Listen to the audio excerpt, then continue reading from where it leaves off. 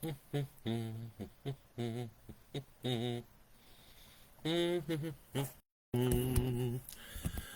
evening, everybody. Welcome to the show.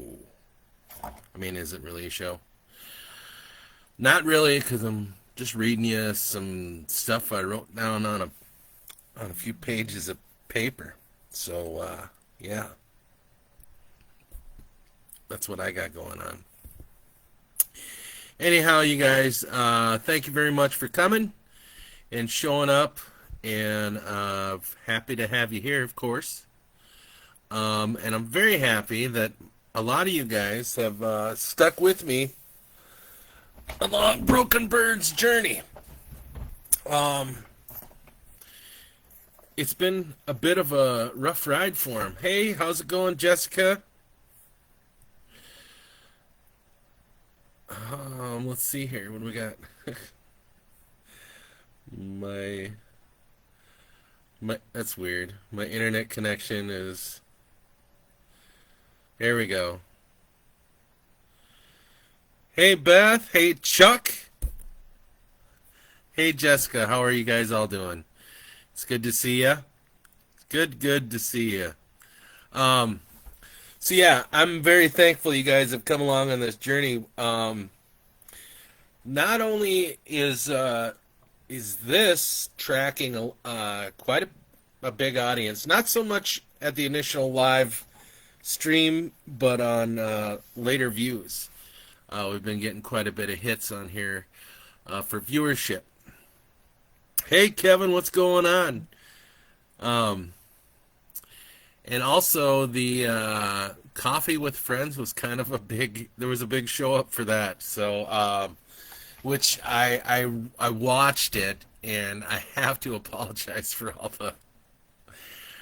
that static and feedback on the mics was horrible. So I think this coming Sunday when we do it again, I'm going to show up an hour early, and we're just going to run through sound checks until we get that sound figured out. Because yeah, with the audience that we got for that, I mean, even it didn't seem like we had a big audience. I think we lost a lot of people just because the static was really loud and annoying, and you couldn't hear us. Not only that, but I think it's just we need to put a little more professional touch on it, if that's possible for Bobby and myself. Anyhow, also, all the votes came in on the Halloween contest I had, and the winner of that contest is, some of you are going to be disappointed, but it is the Wolf of the Red Rose. So it's going to be about the serial killer who believes that he is a werewolf, and I've actually started writing on that. I was writing on it tonight, which might be why I was about a minute late on getting back to you guys, or getting on here live. So that story is being worked on. We'll have it done by Halloween. I'll be bringing the laptop to Florida with me and hopefully get it all finished up, so when I get back I'll have something for you. Let's see what else we got going on. This Thursday, Bobby and I will be getting back together again for Toe Tapping Thursday. And I pulled up some Paul McCartney songs. Bobby's going to be going to see Paul McCartney live on Friday. So I thought, to get him prepped for that, we should do some Paul McCartney songs. And most of them are Beatles songs, but yeah, well, I'll throw those at him. I don't think he knows that yet, but soon enough he will. Beth will tell him if he's not on here already. Anyhow, coming back here, Tuesday Tales. We are with Broken Bird, and he is just, I don't know where he was last. He just left his dad, I think. Nope, he left his sister. He spent time with his sister, and actually, I could just look on the page and see where we were last. Do do do do. Let's see. Here we go. So when we left him last, yes, he went to his mom's reservation and had released her ashes, and he also met an older Native American fellow whom he's going to go head back there on this trip. Bobby's at a virtual Lions meeting. Of course he is. It's Tuesday. So yeah, he's Broken Bird had met up with this Native American guy, this older Native American guy, and he's going to help Broken Bird heal a little bit, help heal that broken wing of his. And he's also going to head towards the Black Hills. But first, he's got to spend the night at Ben Fast Horse, which is the name of the medicine man that he meets out on the Weta Indian Reservation. I have to say this. It was Indigenous Day yesterday. It was also Columbus Day yesterday. And one of the groups that I belong to, somebody had put up something about how Native Americans are a bunch of whiners and always whining about wanting their land back or whatever. And so I basically kind of told him he was being racist, and then he tried getting the whole group against me, and he said something like, "We're gonna do genocide on you just like we did with the Redskins, and yeah, and then you won't have anything to cry about," or something like that. Anyways, I reported him for hate speech and all that stuff, and I had a hard time getting that anger out of my system. Hey Bobby, how you doing? Good to see you, brother. Um, so yeah, so I dealt with that this evening. I'm over it now. He's blocked from everything that I have. Anyhow, so there's that, and it kind of opened my eyes that there are still some very hateful people out there, and there are certain events in this that happen in this world that kind of bring that out in people, and that's really too bad. So that being said, getting back to the story, Broken Bird is on his way back to Ben Fasthorse's farm, and that's where we join up with him. So, without further ado, let's jump in. Let's jump in to the Ballad of Broken Bird.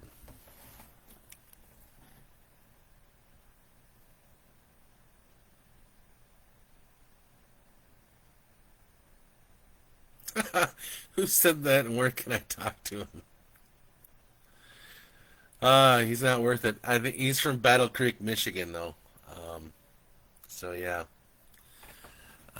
he's a real piece of work. He's got a picture of himself on his profile. He's this balding fat boy that's got a big, huge 50 cal gun. And I go, oh, okay. Well, I guess that goes to show you that he's probably compensating for something. But anyway, I also saw that he's bullied a lot of other people on Facebook who have called him out. And there was also somebody that said he's a bit of a chomo. Road trip, Kevin. So yeah. So I mean, he's quite the winner. So, but anyhow, that's the world we live in. There's gonna be people like that we're gonna bump into, and we can either lose our cool or not. Um, Also, last week, um, I went into my garage and some drunk dude who was visiting my upstairs neighbor, was fucking with my motorcycle. And I'm like, what the fuck are you doing? And he's sitting there and he's got the key jammed into the gas tank cap, and he's moving around and it's like halfway sticking out. He goes, "There's something wrong with your gas cap." And I said, "Yeah, your fucking hands are on my bike. Why are you touching my bike?"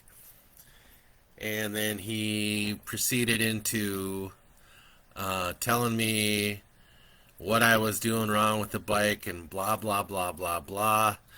And I was doing everything not to fucking hit him with a chair. And I'm like going, why am I so quick to anger nowadays? But you don't touch another man's bike, not without permission. And I was really fucking hot about it. Really fucking hot about it. And whether he knew more about motorcycle engines or not, I don't care. You don't touch another guy's bike without permission. And yeah, that was not fucking cool at all. And I went in and I measured my blood pressure, and it was up there quite a ways. So I do, yeah. So you draw stupid like flies to shit. Exactly, Chuck. Exactly. So, um, I don't know if you guys remember, because some of you are new to me as far as friends go. But a couple years ago, I had started a page. It was a group, and the group it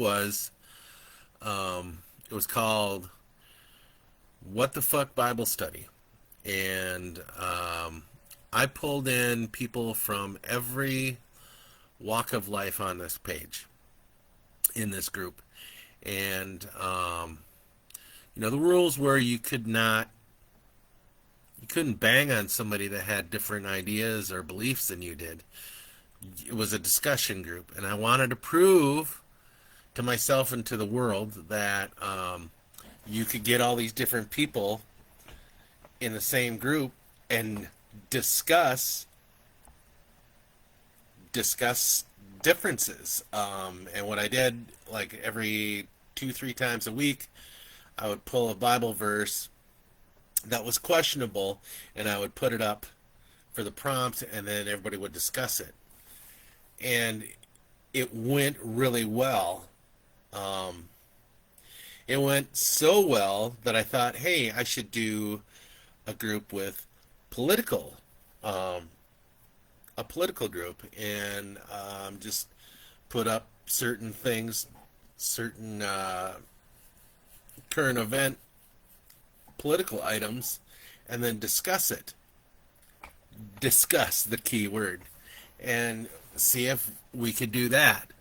Um, I've always been somebody that tries to build a bridge between two parties, and it sucks because it worked. The whole Bible study thing worked for a little while. I'm gonna say 60 days, and then it got really volatile, and people weren't abusing each other on the page, but they were abusing each other through private message, and I'm not cool with that either. Um, it's tough to see people I care about fighting with each other and insulting each other. Um, that's why it's very hard for me to put up anything political or whatever. So I disbanded the group and I got rid of it just because there was so much hurt. And a lot of the reason I don't bring up politics or religion on this page is because um, I respect your ideas. and I respect your beliefs. And it doesn't define who you are. What defines who you are is the history that we have with each other. And I don't want to single you out because you voted for Trump. I don't want to single you out because you voted for Harris. I just care about you because you guys have always supported me through everything that I've been through my whole life. You guys have always been there, and that means something to me. And I don't care who you believe in. I don't care if you're gay. I don't care if you're straight. I don't care if you're a Christian or whatever. You guys have always been there for me and always had my back. And that means more than anything to me. And if I could get another group together where we could all discuss topics that are very sensitive to talk about with most people, that would be awesome. I don't know if I've got the nerve to do that again, because it is very hard for me to see people that I care about fight each other, or argue with each other, or insult each other. I can't handle that. So, that being said, has nothing to do with the story tonight. I just thought it needed to be said. So, just so you all know, I love the shit out of all of you. And I wish you all the best in everything you guys do and everything you guys strive for. So, I think we got everybody here. If not, they're going to show up later. Let's jump into the story, shall we? And let's go follow Broken Bird to his next adventure.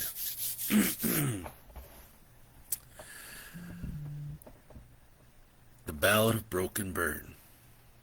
Chapter 7. Benjamin Losthorse lived on 377 acres of wild rolling prairie. He had a modest farmhouse that could have used some repair and was stitched together with whatever material he had in his grove. It was filled with various scrap from cars, mobile homes, farm equipment, and appliances. There was an old stable where he kept both his horses, Nellie and Keister. But for the most part, they roamed freely on the property. There was also a large garden chock full of veggies, many chickens and ducks, and several rabbit cages. A large teepee stood on the edge of a small cliff that looked down onto all his land. A large fire pit sat next to it. He had sat on an old wooden stump next to the teepee, playing a harmonica. "Aho!" I yelled to him as I turned off my bike. A small grin appeared on his lined face. "Bonjour." "Please, continue playing that song you're playing." He chuckled a bit and said, "Wasn't any particular song. Just something my heart plays when I put the harmonica in my mouth. Liked it, did ya?" "Yeah, sounded a little like Dylan." "What do you know about Dylan?" "He's one of my favorite lyricists." I remember when that young man came out here with Johnny Cash and Chris Christopherson." "Get the fuck out of here. Johnny Cash, Bob Dylan, and Chris Christopherson were here?" "Oh, back in the 70s, yeah. The Wettons had a sun ceremony out there on the property. They came out for it because, well, it was the first time since the 1800s that they were allowed to have one." "A sun ceremony?" "Well, it's called a Sundance ceremony. Back in the day, the skins used to hang from the trees until the birds sang their morning song. Then they'd come down after having a vision and drag a buffalo's skull behind them until the dance is finished." "Hang themselves? With a noose?" "No, no. They would pierce the flesh with hooks. That was my job as their medicine man. Maybe you need to do a vision quest like that." No. No, I'm good. Maybe. What do you mean? Maybe. I don't have time for riddles. You got a hot date? No, nothing like that. The universe puts people in your life when you need them. So why do you think the Creator put you in my life? Well, certainly not to hook my back and throw me up in a tree. He laughed out loud at that. His laughter was comforting and contagious. You ever have a vision? He asked after his bout of laughter subsided. I thought about the vision I had of an old man and my mom near a giant teepee. I'm not sure if that was a vision or just dream fueled by whatever narcotics they used to knock me out. Maybe, I answered, unsure myself. Well, maybe you can help me out, he said. I had a vision. I was having a fire ceremony out there near one of those oxbows, and this great bird came limping up to my fire. He looked like he was trying to fly, but couldn't. I tried to pick him up, but he fought and fluttered, trying to fly away on his journey, but he couldn't because his wing was broken. My stomach filled with butterflies. My name. He stopped and looked at me with serious eyes. My name is Bukuniki Binishin, I said in my best Weta. Broken bird, he said, with some understanding. He whistled, and Nellie and Keister came from somewhere beyond the grove. You ever ride? He asked. Yes, but I'm not coming with you if you plan on piercing me with hooks. Don't worry. He jumped up on Nellie, and with some trouble I got on Keister's bare back. He dug his heels into Nellie's sides, and she took off down the hill, and Keister chased after, without prompting. The prairie was beautiful, with its tall grass blowing in the winds like an undulating ocean. I'd never felt this kind of freedom on my bike. It was euphoric.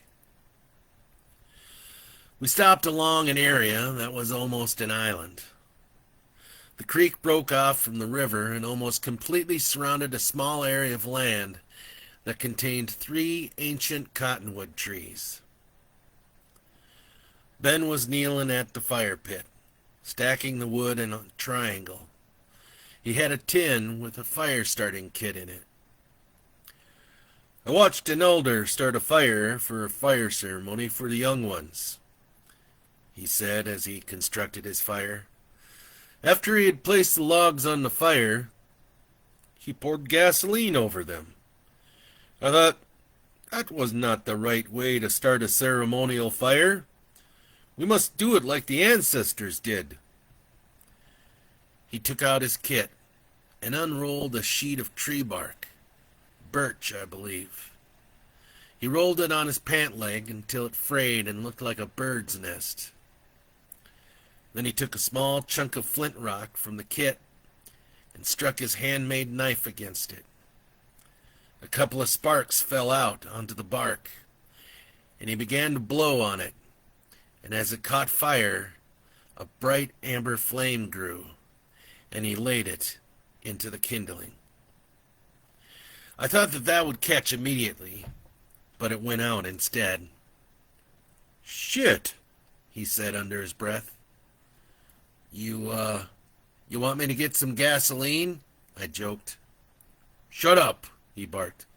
There are plenty of assholes in the world.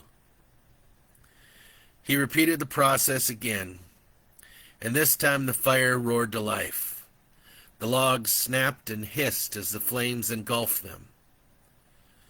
Not a good omen, he said, pulling on an abalone shell from a leather pouch and a wad of dried sage.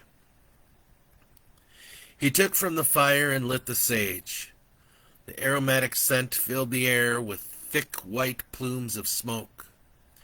He laid the sage in the shell and then produced the feather from his hat and began waving the smoke around as he walked clockwise around the fire pit. He did this 3 times and then handed the sage to me. "Repeat what I did for you," he said. "We must cleanse the ceremony before we continue." He waved the smoke from the top of my head to my feet and then let me repeat his actions around the fire and then around him. It was just after dusk and there was still a faint glow to the west. The moon was full and it looked like morning. It was so bright out. "That moon," I said. "I had never seen it so full." "Go stand out in the clearing over there."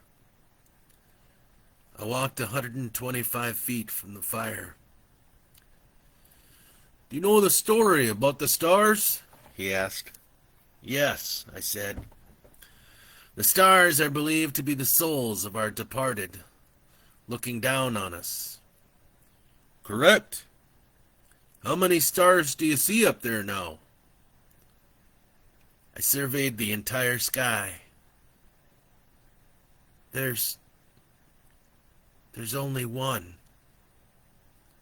"And who do you think that might be?"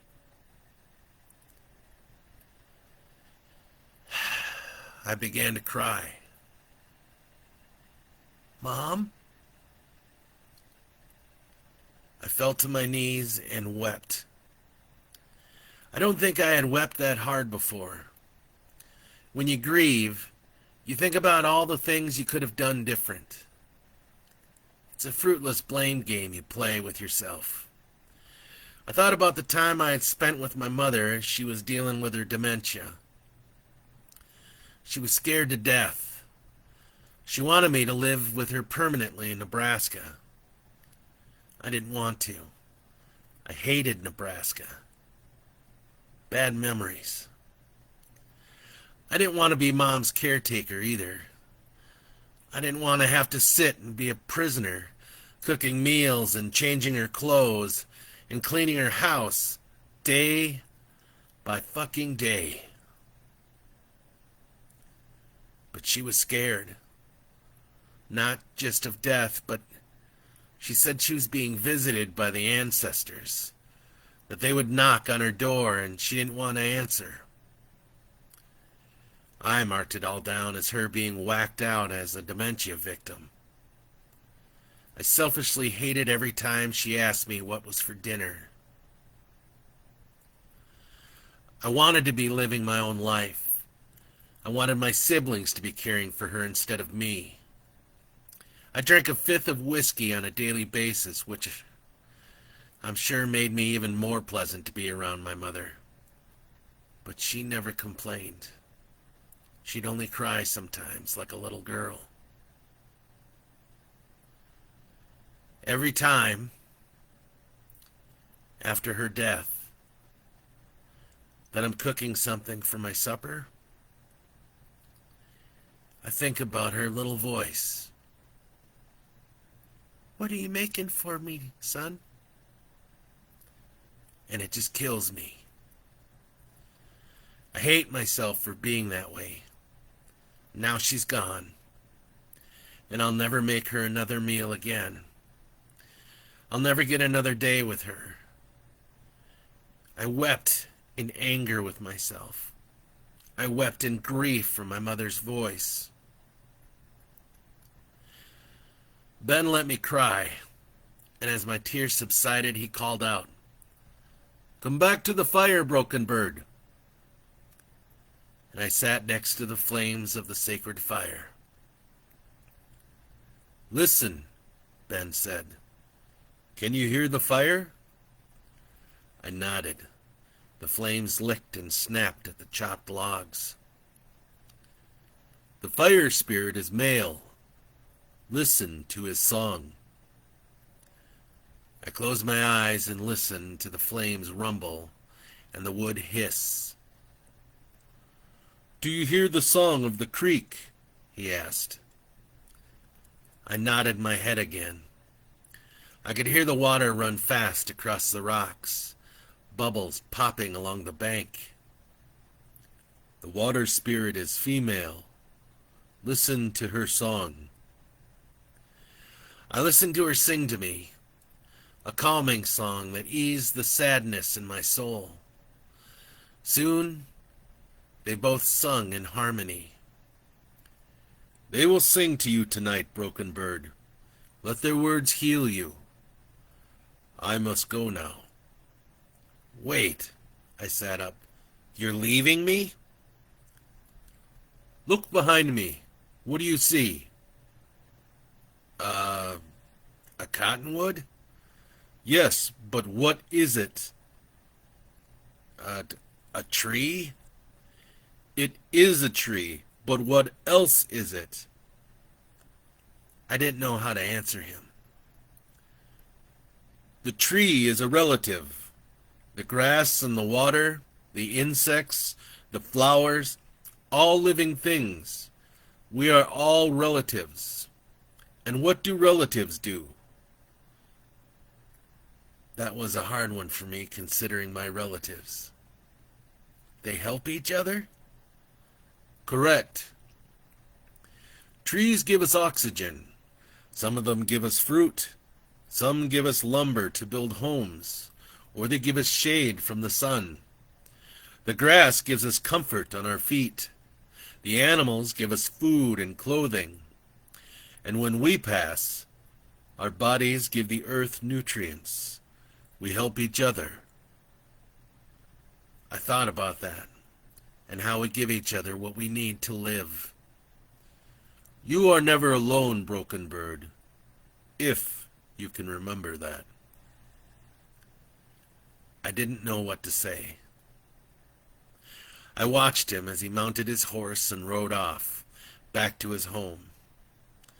I laid back on my relative, the grass, and listened to the spirit of water and fire sing me to sleep. There was lightning in the sky late at night. Thunder cracked high above as the wind picked up. This very well could have been a dream. It's going to sound really crazy, but it wasn't the thunder or the wind that awoke me. I swear to God, the ground moved again. It throbbed up and down several times, like that heartbeat. Thumpa, thump, thumpa, thump, just like before.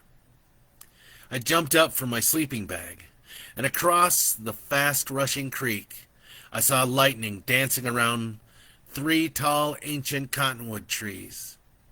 A high-pitched crack snapped through the air, and then sparks and blue flames burst from one of the cottonwoods.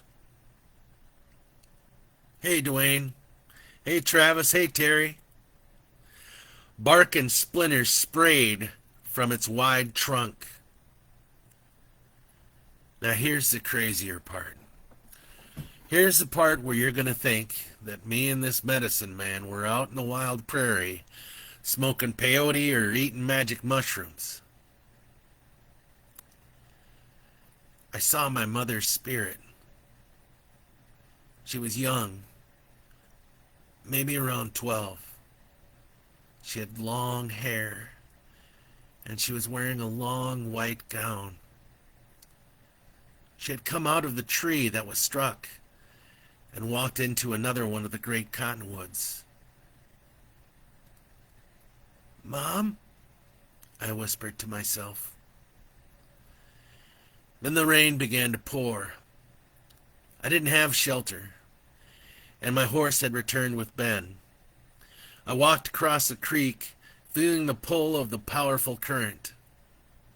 I climbed up the slick bank and made my way to the trees. The tree that had been struck had fallen over and created a shelter big enough for me to lean against the base of the neighboring tree that I saw my mother enter without getting it rained on.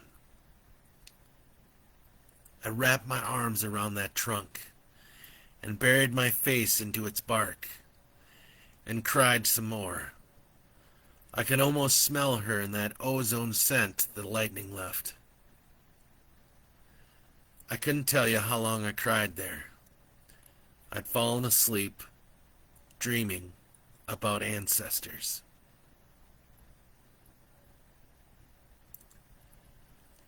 Chapter 8. Hey, Katie. I awoke to the sound of a harmonica being played across the creek. It was a happy tune that spoke of campfires and laughter. Peeking over the tree trunk, I saw Benjamin. He had returned, with the horses, wearing an old black cowboy hat and a weathered turkey feather sticking out of the band. He had a fire going again, and I could smell bacon frying in a cast-iron skillet. I trudged across the swollen creek and back on the shore of my campsite. He kept playing his tune while I fished out a bent-up Marlboro and put it to my lips. I snapped my Zippo and lit the end. It glowed a beautiful orange color and faded into an ashen gray. The first drag hit the back of my throat and I began to cough. Ben stopped playing and stared at me. "Not the wisest of warriors, are ya?" "What?" I stuttered between my coughing fit. "The Creator spared you twice from cancer." I finally spit out the congealed mess from my lungs. It was yellow with a small bloody clot in it. "Yep," I said, "and this time he's bringing me home." "But not yet." "No, not yet." He turned the bacon and eggs he was frying in the pan, then poured me a coffee. "Rough night?" he said, handing me a cup. "A little. Had some weird things occur last night." He chuckled a little. "Yup. People that have come out here say that shit happens."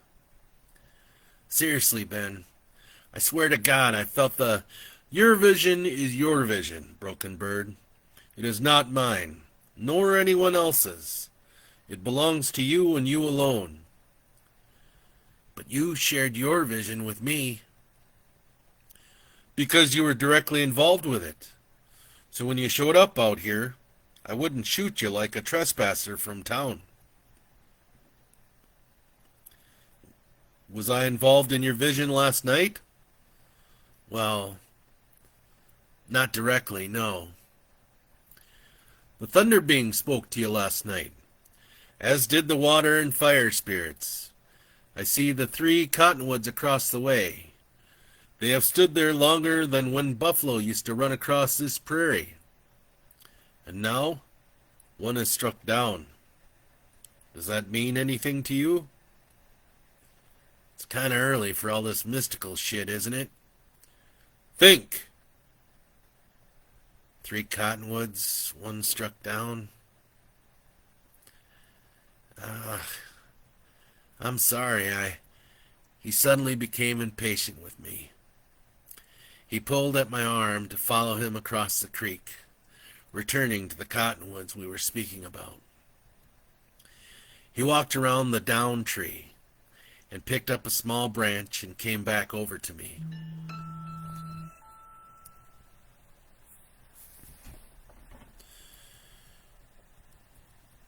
"Did your mother ever tell you the legend of the cottonwood?" he asked. "Probably when I was a kid," I tried to remember. "But I don't recall. Like the stars that are our ancestors. When they decide they want to be born again, here on Mother Earth, they come down into the cottonwood trees. Their spirits wait for the cotton to bloom, and then the wind comes and carries their spirits out into the world." He broke the branch he was holding and showed me the inside of it. There was a dark star-shaped stain. "And you saw your mother last night in the sky." He handed me the branch. I stood there staring at that star while he trudged back over to the campsite to tend to the burning bacon and eggs. I walked back over. Still no words coming to my lips. We sat in silence for a bit while we crunched away at the burnt bacon. "I've given you a lot, Broken Bird," he said finally. "No need to digest it all now. Maybe you're not ready to understand it all. Maybe now isn't the time. But think about this. Trees are families. Over there is a mother, a father, and a child, and one has fallen." We finished breakfast and cleaned up, climbed up on our horses, and rode back to his farm place. I finished putting my sleeping bag on my bike when I finally asked him something that had been eating at me since we met. "Do you know my mother?" He sighed and patted me on the shoulder. "Got a long journey ahead of you, not just by miles on the road, but in your heart. I have lived here for a very long time. There are some of the tribe that I know, and some that I don't, and that's by choice. People call me a medicine man, but I'm not. I'm just an old man that looks backwards. That doesn't always go well with the elders, nor does it go well with our progressive youth. I only hope you find your answers, that you mend your wing. I also hope you make it back here before you reach the end of your trail." I was quiet for a bit. There was a question on the end of my tongue that I didn't quite know how to release it. "Do you live alone?" I said with a little regret. He was stoically silent, long, deep breaths from his nose, and his eyes were watery and thoughtful. "Nope," he said. "As I said in my lesson to you, my relatives are all around me. But if you're asking if I have a missus, I did. Sarah was her name. Wasn't anyone in the entire universe that I bonded with more than her. She was my sun and moon. Hell, she still is. But she passed away a few years ago. Stroke.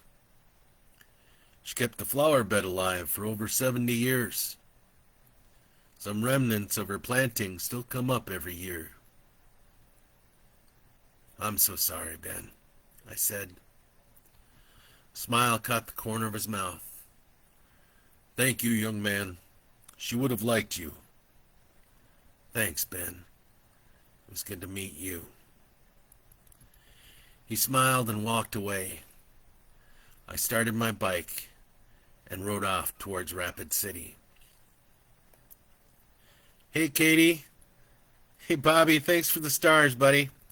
Appreciate that. Next to 50 cents, brother." At the right time of year, this highway is packed with two-wheeled horses, bringing their leather-clad cowboys and cowgirls to one of the biggest rallies in the United States. I had an uncle that used to ride with an MC out of Minneapolis. He was Mom's brother, Jonas, but everyone just called him Bones. Uncle Bones used to babysit me from time to time. There was always a ton of bikers at his house, and all of his brothers would treat me like I was one of their own. They called me Popcorn Fart, and I idolized their lifestyle, even at my young age. Mom wasn't so keen on it, but she never refused her brother a chance to babysit me. I got my first tattoo because of him, and learned to ride a bike because of him. My dad was also a biker too, and rode with a lot of truckers and ex-Navy guys. But who wants to hang out with your kid when you're out trying to be a free man on the weekends?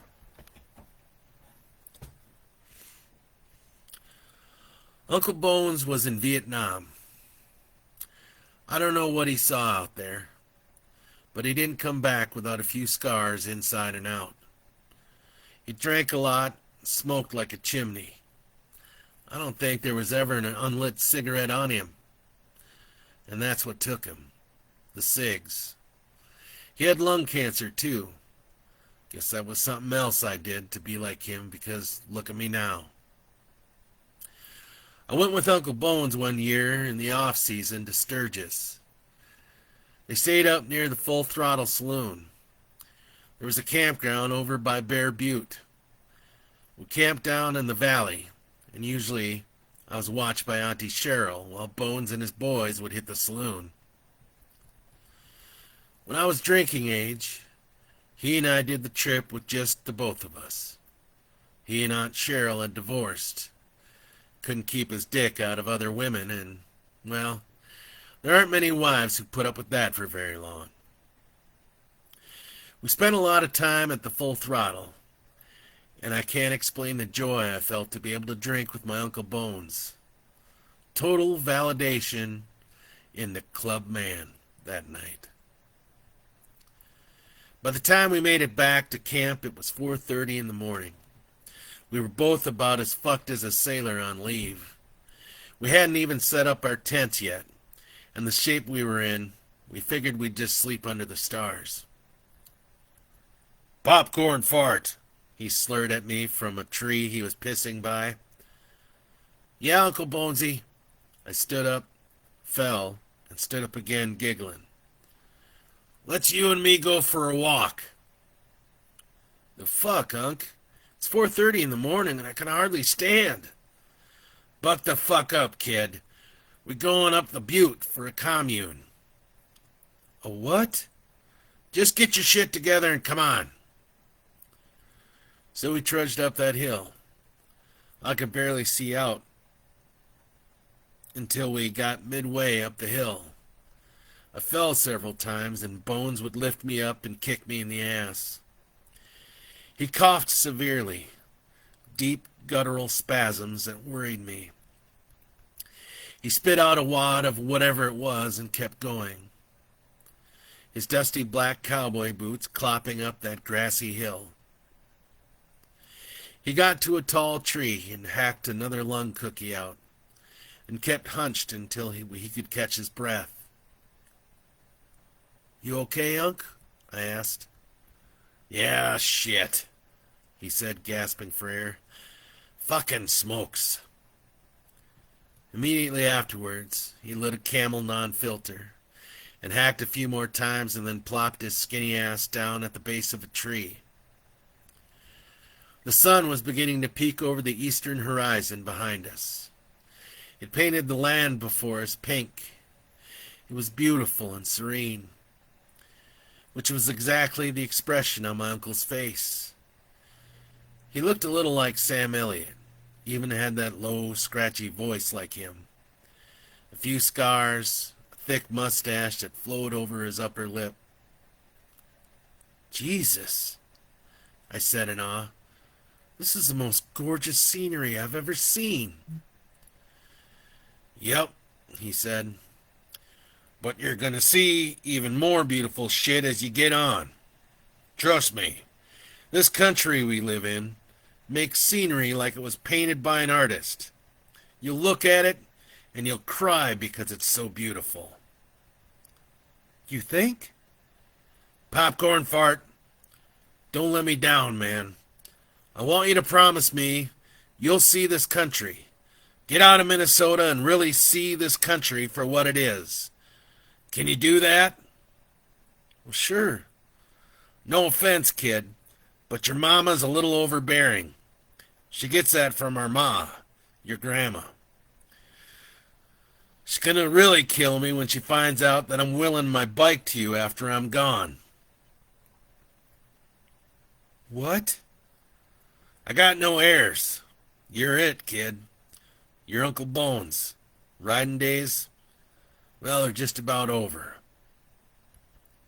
"Don't talk like that, Uncle Bones." "Truth, kid. Not gonna soften the blow.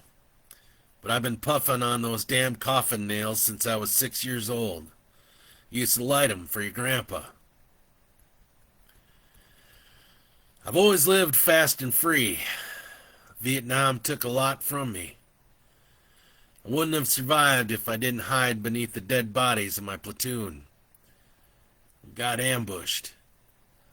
And I fucking hid like a coward. He got really quiet for a while. I think he was crying. Maybe not. I just stared at the pink landscape, smoking my own cig. Anyways, my doc says I ain't got too many breaths left in me. Wanted to make one last run with you. I'm honored. You've always been a good kid. Remind me of me when I was a little squirt. Walking around all angry and smart mouth, thinking you're bulletproof. He laughed at that. Well, you ain't, he said. Eventually it all catches up to you, man. He looked around and stood up, reaching for something up in the tree. You know the story of this hill? He said. Bear Butte, I said. It's kind of like the holy mountain for our people, ain't it? Yep. A lot of us skins have done our vision quests up here. I came up here after I got back from Nam. Poured a lot of tears up to the big sky that week. I don't know if I believe in any of that shit, Uncle. What's not to believe? It's nature, boy. Don't believe in the trees standing here? Or the hills all around us? Or the air we're sucking into our lungs? Well, if you put it that way, white man's church wants you to believe in this invisible guy. Reading from a book made from a bunch of old guys lost in the desert. You don't need a building, kiddo, to be close to the big man up there. You just need to look around out here. Watch the birds and the prairie dogs. See how they live. Really pay attention. I've never found my answer out here. He got quiet again. But I looked for mine in a bottle of Jack and in another woman's bed. And this time, I saw him crying. I got up and hugged him. 6 months later, he died from complications with pneumonia. He did leave me his bike. Mom did blow a gasket when she found out. But I'm still riding it today. And here I am. I'm climbing the same hill. Only this time, I'm the one coughing and wheezing like it's my last breath. I'm hoping I have more than 6 months. But I made it to our tree. It was taller, of course, and filled with small tobacco pouches my people leave for prayers to the ancestors. For you, Uncle Bones, I said to the valley below. And then I tied my own little pouch of tobacco to a branch. I said a prayer, then lit a cigarette, and sat against the base of the tree. I had a coughing fit, much like his, and spat out a wad of blood. I let out a little laugh and crushed my cigarette out. And now it was time to make good on my promise to Uncle Bones. And that, my friends, boom, is the end of chapters 7 and 8. That was a bit of a long one. We almost went the whole hour. So, but hey, it was kind of crazy fun. That was probably one of my favorite chapters so far. Just because, yeah, there's some remembrance there of a guy I used to really look up to. And he's gone now.